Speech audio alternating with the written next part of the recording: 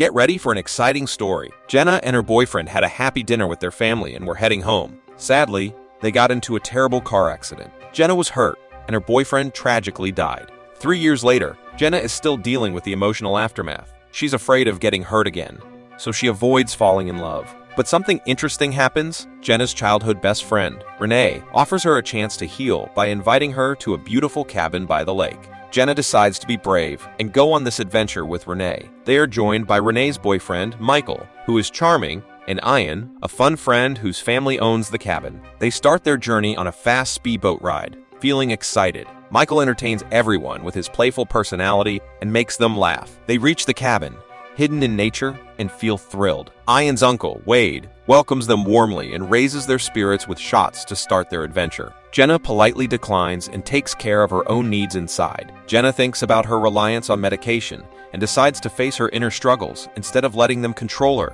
As the night goes on and a delicious dinner is prepared, Wade surprises everyone with tickets to a local festival. They are all excited to go and have a great time. Wade tells them it will be an unforgettable experience. But wait, while playing with Wade's dog, Jenna sees something secret happening between Wade and Michael. Her instincts tell her something is wrong, so she confides in Renee. Together, they uncover a hidden truth about Michael's struggles. He is not only battling with drinking, but also with smoking addiction.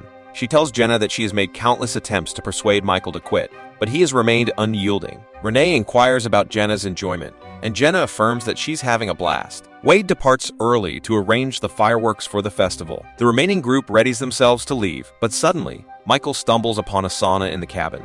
With enthusiasm, he convinces everyone to indulge in a steam bath before heading to the festival. Jenna harbors some doubts, yet her friends insist, compelling her to agree. She ascends the stairs to prepare for the sauna. In her room, Jenna gently removes her late boyfriend's ring, safeguarding it alongside her pills. Afterwards, she descends, retrieves 2 refreshing bottles of water, and ventures into the sauna. As the room gradually intensifies in heat, Ian shares with everyone that Wade personally constructed the sauna. Powered by an electric oven, the sauna heats stones and maintains a consistently high temperature. In no time, beads of sweat begin to pour, prompting Ian to suggest a dip in the lake. However, upon plunging into the frigid water, they quickly retreat due to the chilling sensation and head back inside the cabin. The gentlemen congregate in the kitchen, indulging in drinks, while the ladies find solace in the welcoming warmth of the sauna. In a state of intoxication, Michael returns to the sauna accompanied by Ian. He propositions Renee to join him in their room, but she firmly declines, uninterested in his drunken company. Her reproachful words lead Michael to depart alone, seeking more drinks and marijuana. After his departure, Renee openly vents her frustration with Michael's drinking issue. She shares how, whenever they attend parties, he consistently becomes excessively inebriated, leaving her burdened with taking care of him. He used to possess kindness and understanding,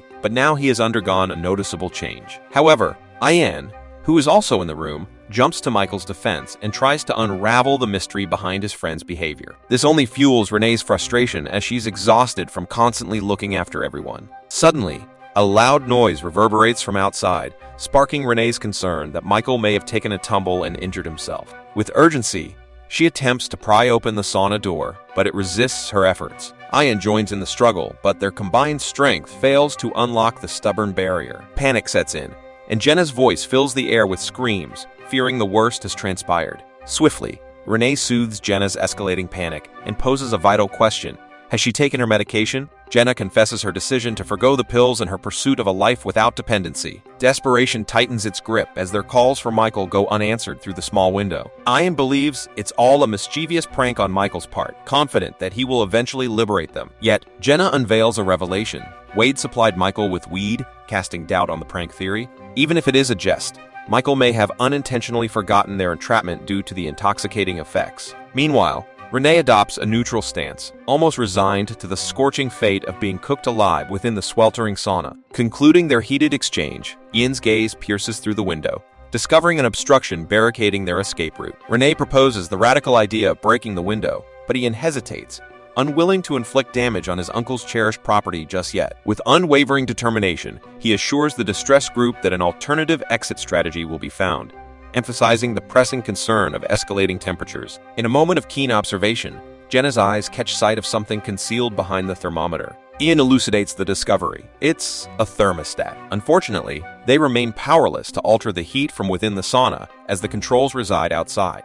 The thermostat merely acts as a messenger, signaling the heater to cease operation once the desired temperature is attained. Hence, Ian cautions the girls against meddling with the thermostat. In the next thrilling moment, they hear a sinister hiss, realizing that the room is turning into a scorching inferno. Renee's impatience reaches its peak, and she takes a bold swing at the unyielding glass window with a ladle, but it refuses to crack. Witnessing Renee's desperation, Ian steps up, a determination burning in his eyes. He swiftly wraps a towel around the ladle, retrieves a searing hot rock from the heater, cools it down in a splash of water, and unleashes a series of powerful strikes against the window. Alas, the resilient glass remains unbroken, and Ian's hand bears the marks of his valiant effort. Yet, undeterred by the setback, he rallies his resolve. Finally, with a thunderous crash, the glass shatters, allowing a breath of fresh air to infiltrate their stifling prison. They call out for Michael once more, but silence echoes back to them. Ian peers through the shattered window,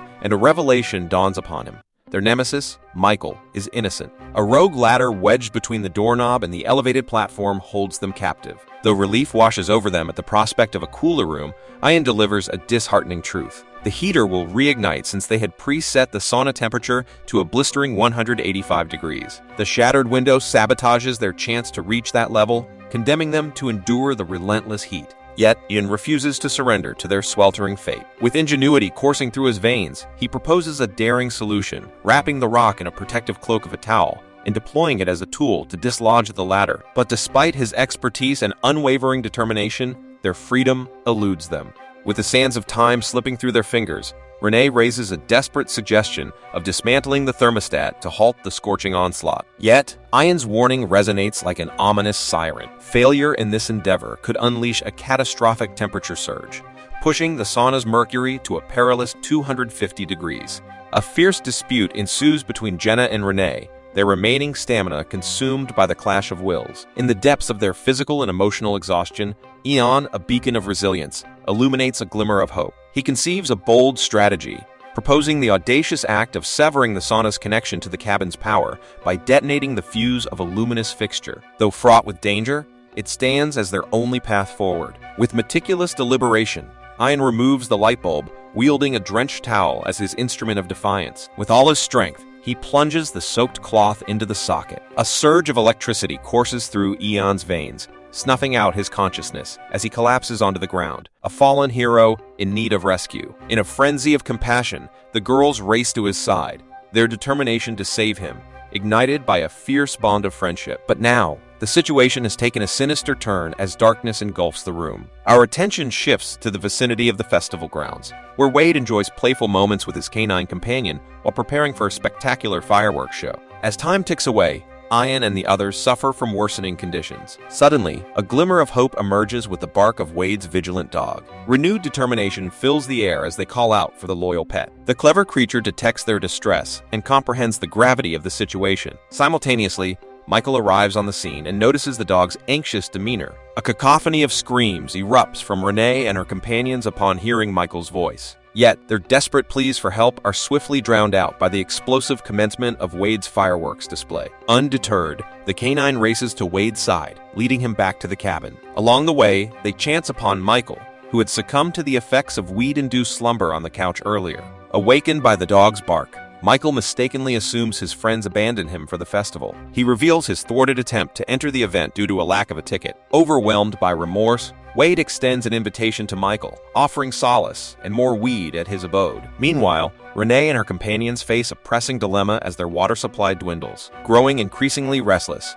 Renee contemplates shattering the thermostat with a rock, only to be intercepted by Jenna's intervention. In the midst of their struggle, a tragic accident occurs as Jenna inadvertently strikes Renee's head with a rock, causing her to lose consciousness. Consumed by guilt, Jenna breaks down in tears, vehemently asserting her lack of intent to harm her dear friend. Stepping forward with compassion, Ian carefully moves Renee away from the heater, assuring Jenna that everything will eventually be all right. Nevertheless, Jenna remains shaken by the incident, offering an explanation for her actions. She merely sought to prevent Renee from destroying the thermostat, guided by Ian's earlier warning that such an act could prove fatal. However, The situation takes an unexpected turn when Jenna confronts On about his certainty. To her astonishment, An confesses that he was merely guessing. Jenna is left dumbfounded, and her anger ignites a reckless decision to smash the thermostat herself. To their horror, the heater comes alive, unleashing a surge of scorching heat. Ian's despair deepens, and his desperation drives him to destroy the heater with his own hands. Tragically, his brave attempt ends in a fatal burn.